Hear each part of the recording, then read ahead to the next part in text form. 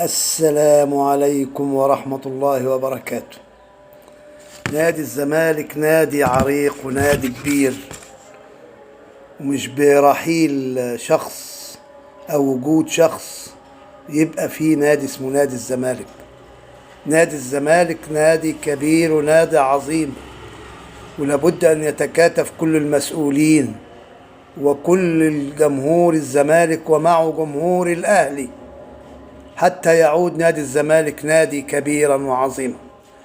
وأحب أقول في الآونة دي كلمة صغيرة لجمهور الزمالك، نقول الأسد وقع، الأسد وقع والنادي رجع.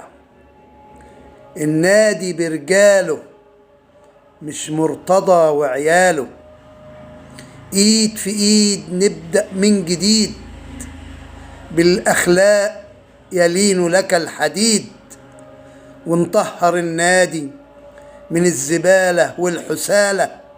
عاش الزمالك لولاده الرجالة.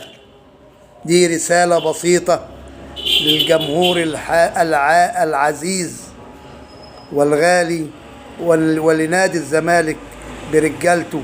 يا رب تتكاتفوا جميعا ونحن معكم، وإلى الأمام، ومن انتصار إلى انتصار إن شاء الله.